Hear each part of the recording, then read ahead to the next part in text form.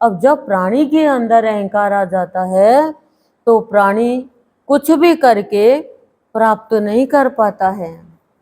आप देखो, आपने सब्जी बनाई, मेहनत करके सब्जी बनाई, सब्जी को छौंक दिया, मसाला डाल दिया, आपने एक पतली सी सब पीस देखी वो बन गई, बाकी पीस मोटी मोटी है, वो बनी नहीं।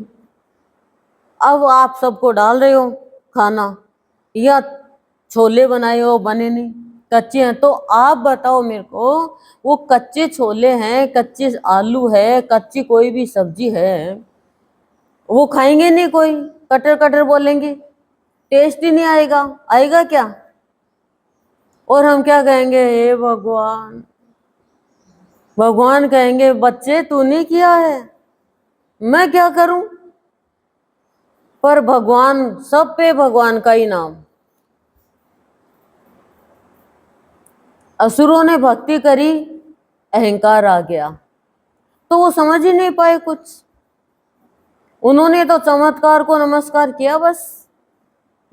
हिरण्यकशिपु ने वरदान मांग लिया, होलिका ने वरदान मांग लिया, रावण ने वरदान मांग लिया, कुंभकर्ण ने वरदान मांग लिया, सबने वरदान मांग लिया। लेकिन वरदान तो फेल हो जाता है जब प्राणी गलत रास्ते पर चलता है।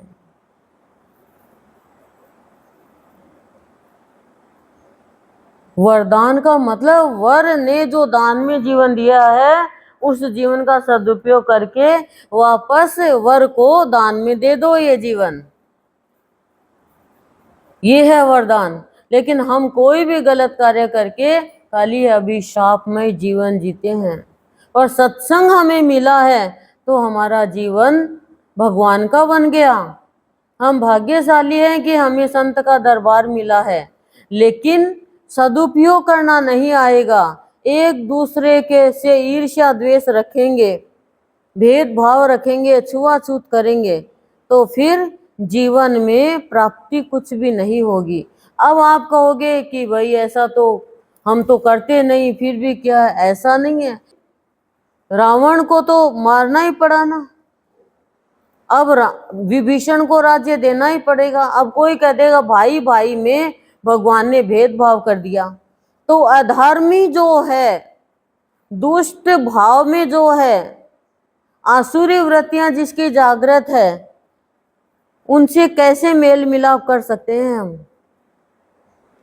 लेकिन संत का भाव क्या है? संत का भाव है कि मेल मिलाप करने के लिए मैं नहीं कह रहा, क्योंकि कर ही नहीं सकोगे, आप प्राप्ति नहीं कर पाओगे।